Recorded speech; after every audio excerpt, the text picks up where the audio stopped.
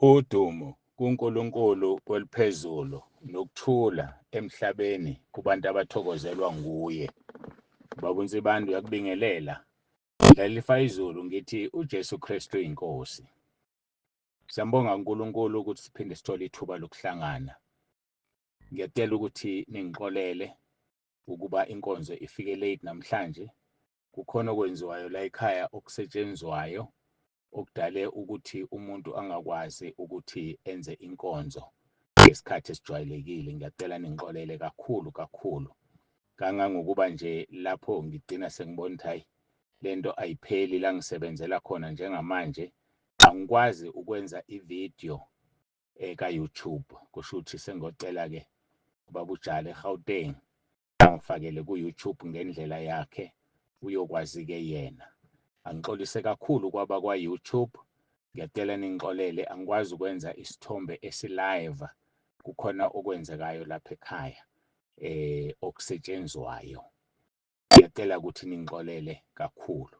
Sizoqhubeka-ke nenkonzo yethu yayizolo lapho sikhuluma khona ngokuphikelela. Sidineke sikhuluma izolo sisikhuluma ngokugijima. Uyakhumbula ukuthi bese sibalula indaba yensizwa yagijima yaphazamiseka ngoba sisuka kuleli vesi kuLuka 13 uvesi 22 othi wayesedlula wahamba imizi ngemizi nemizana ngemizana efundisa eqonde eJerusalema. Sikhuluma ngokwenza umsebenzi kaNkulunkulu kodwa kunendawo oqonde kuyona. Siwenza umsebenzi kaNkulunkulu kunendawo kufanele ufocuse kuyona. Ngiyacela siguqe sikhuleke sithandaze sicela uNkulunkulu wethu abe kanye nathi ngomoya wakhe oyingcwele. uJesu Kristu uyinkosi. Masiguqe sithandaze.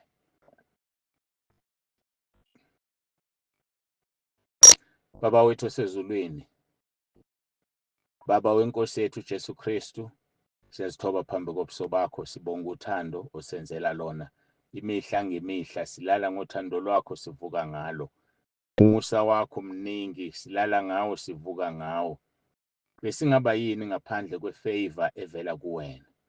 Ngoba yakhe ifavor ihluleka noma ubani ophilayo emhlabeni noma osezulwini.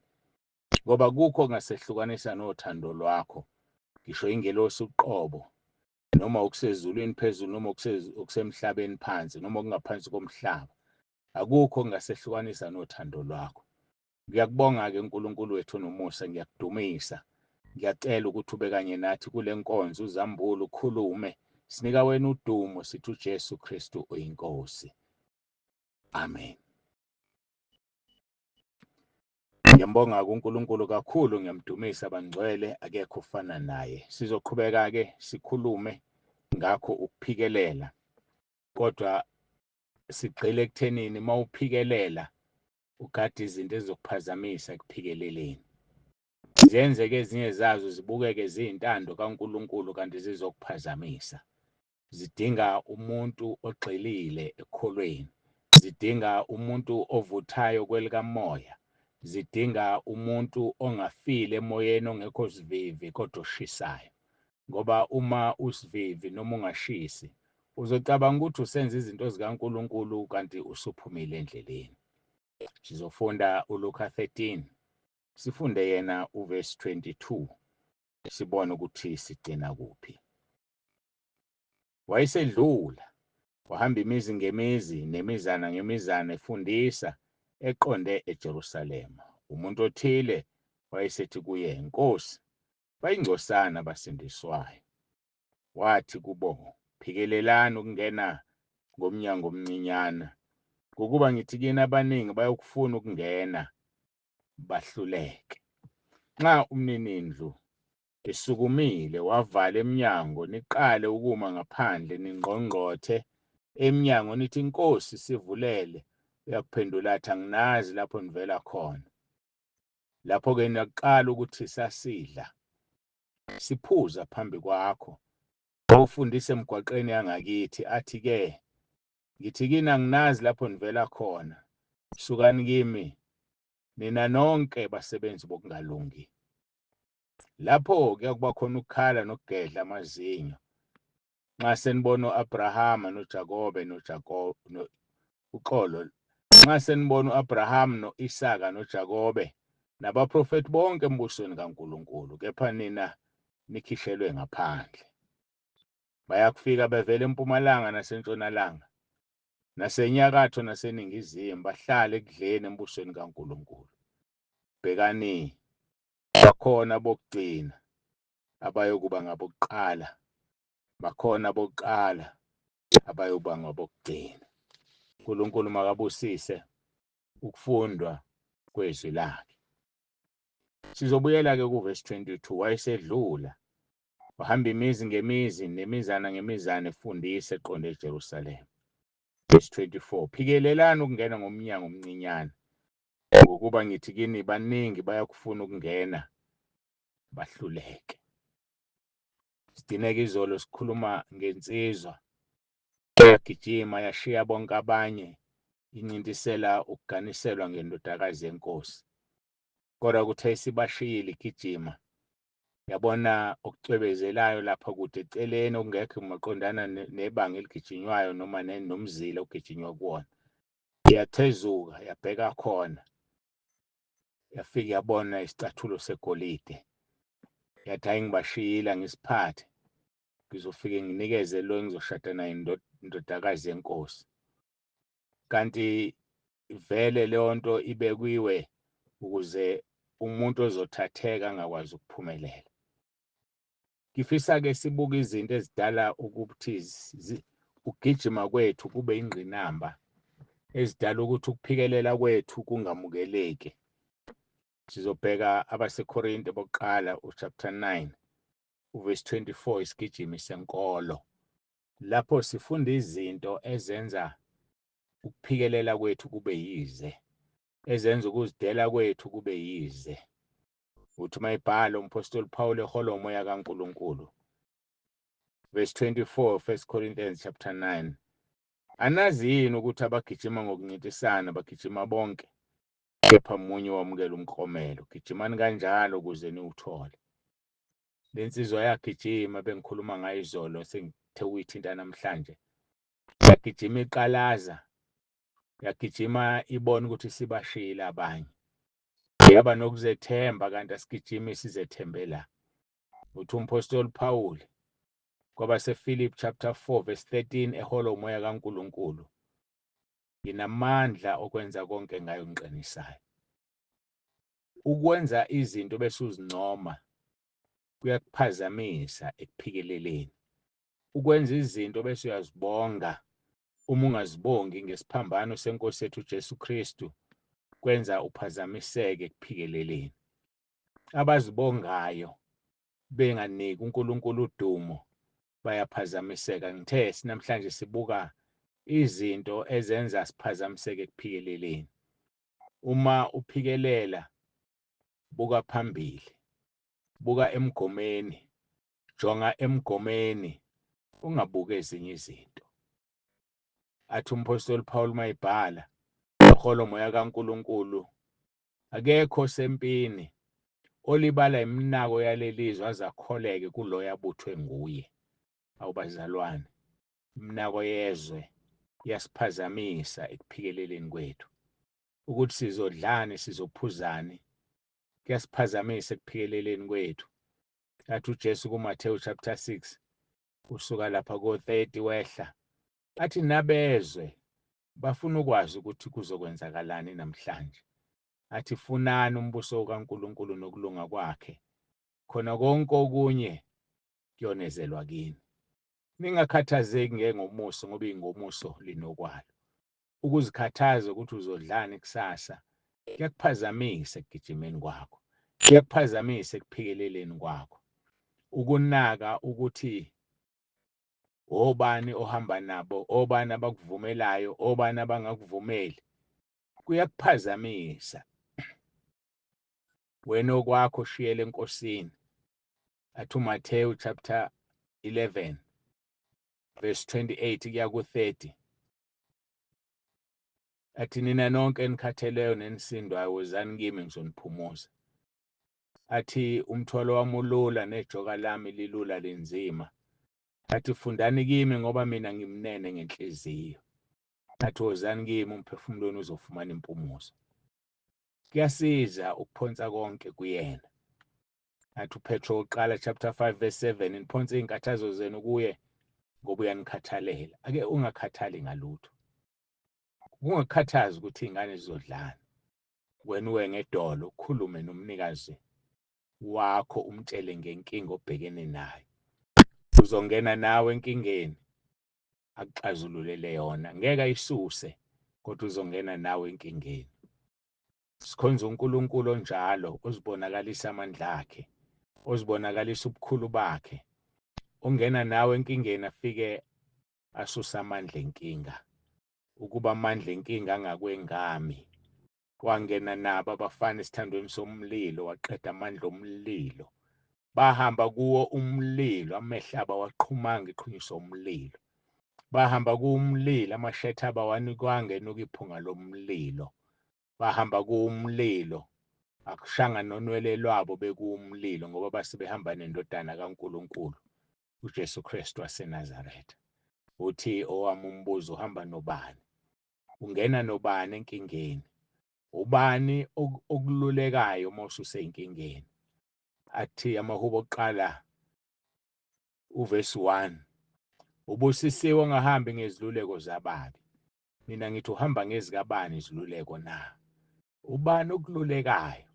Uma ususenkingeni uyazana noJesu okululekayo na? Busisiwe ongahambi ngeziluleko zababi. Liqhubeke leli hubo lithi ubusisiwe ongahlali enkundleni yabaxolodayo. Ubusisiwe ongemi endleleni yezoni.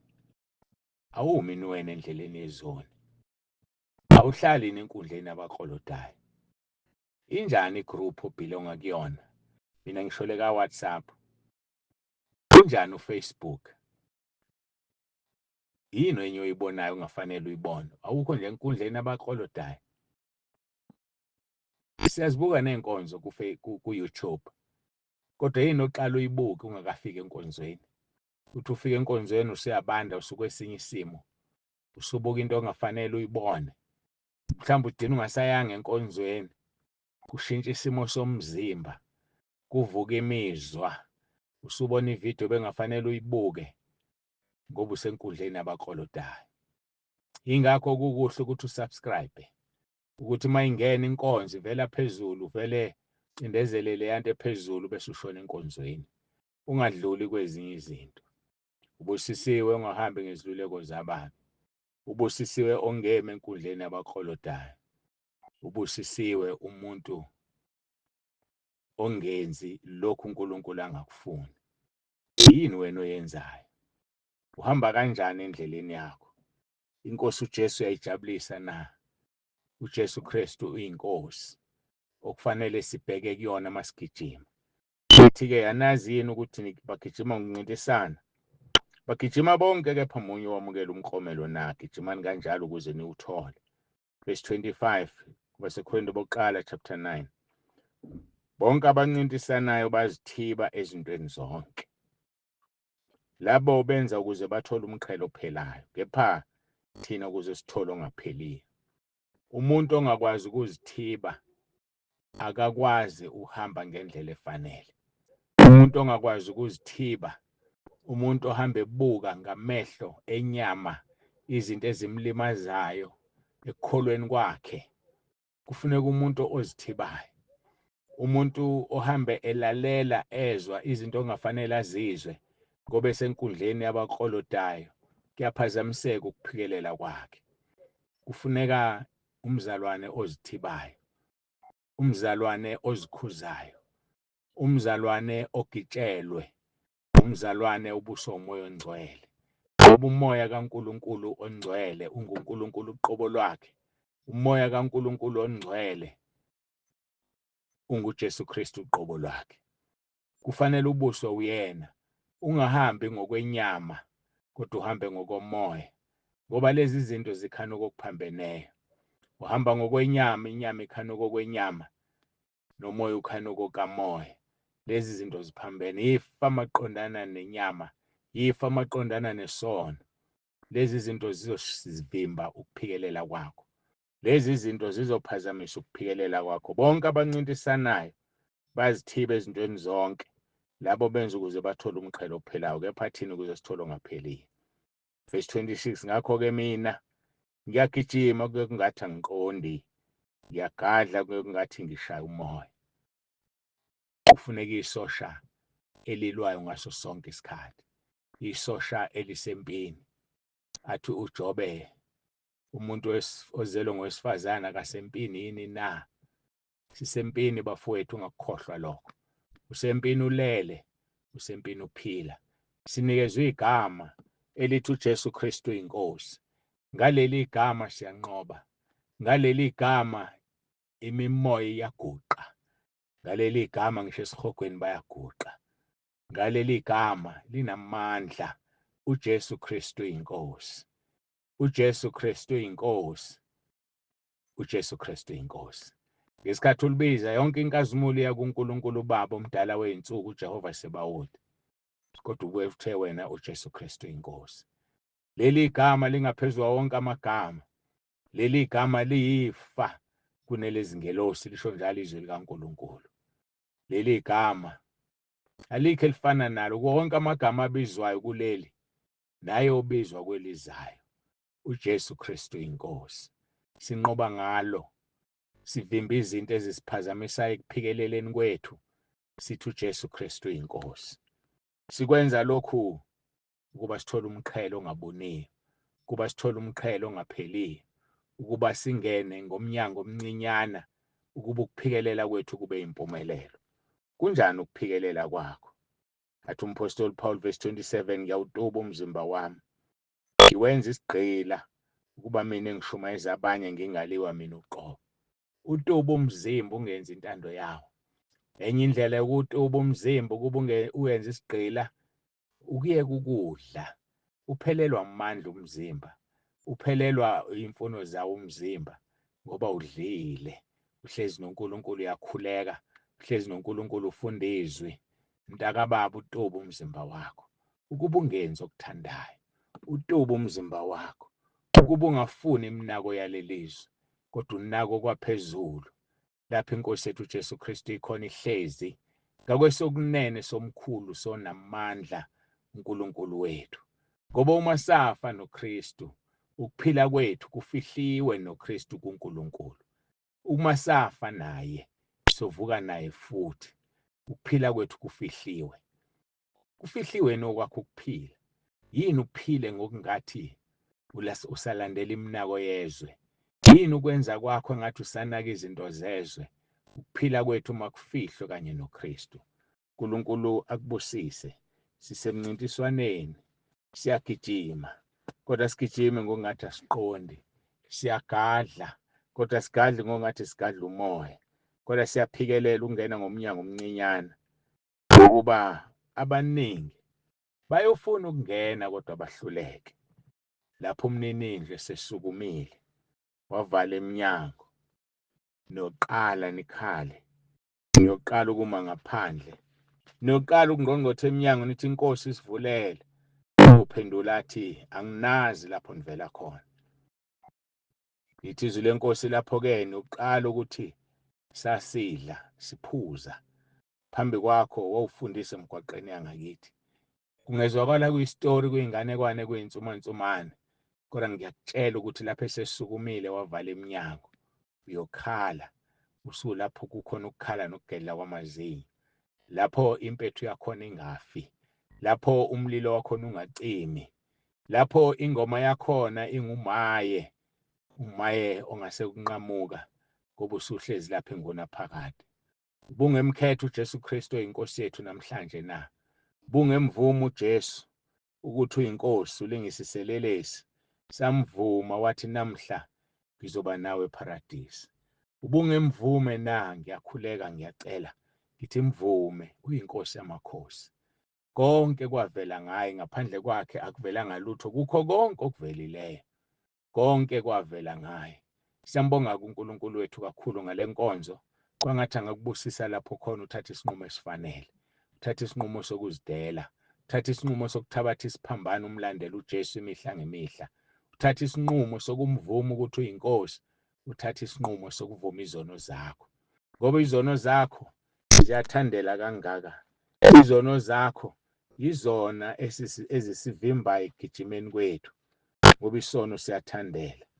Athi amaHebheru 12:1, ngalokho-ke nathi lokhu sinefu elingaka lofakazi elisihaqileyo masilahle konke okusindayo nesono esithandela kithi kangaka, sigijime ngokubekezela kulokhu kuncintisana esikumiselweyo. Sibhekile kuJesu umqalisi nomphelelisi wokukholwa kwethu, wathi esikhundleni sentokozo ayibekelweyo wathwala isiphambano, engalinaki ihlazo, wahlala ngakwesokunene sesihlalo sobukhosi sikaNkulunkulu. Asiguqe sithandaze simbonge uNkulunkulu. Baba, egameni lenkosi yethu uJesu Kristu ophilayo, siyazithoba phambi kobuso bakho, siyabonga. Sibonga uthando osithande ngalo, sibonga umusa osenzele wona, sibonga izwi lakho. Sisize sibe yilabo abaluzwayo balenze, singazikhohlisi. Ngiyathandaza Nkosi, ngiyacela. Akekho uNkulunkulu ofana nawe, akekho uNkulunkulu onjengawe.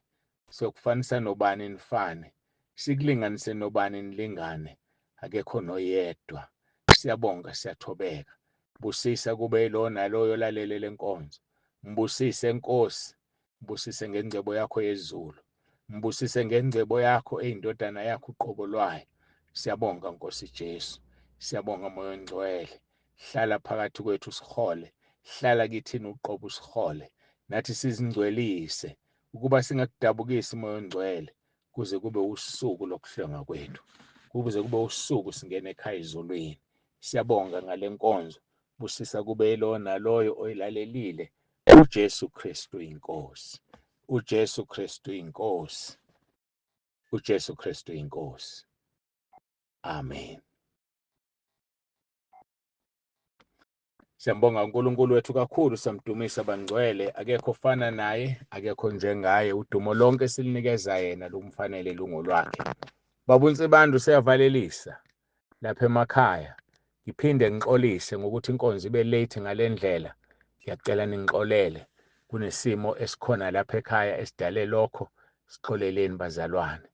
Siyanithanda lapha emakhaya. Siyanithanda lapho nisilalele khona. Sixolele ku-YouTube ukuthi inkonzo ayikwazi ukuthi ibe live. Inkonzo iyilento eyiyona namhlanje, kodwa okukhulu ukuthola ukuthi yini uNkulunkulu asiphathele yona namhlanje. uNkulunkulu akubusise, uNkulunkulu akubiyele. Baba uNsibandu uyavalelisa uthi uJesu Kristu uyinkosi. Ukuthula kwenkosi yethu uJesu Kristu okudlula ukuqonda konke makulondoloze inhliziyo zenu azabuye alanda ibandla lakhe. uKristu Jesu inkosi.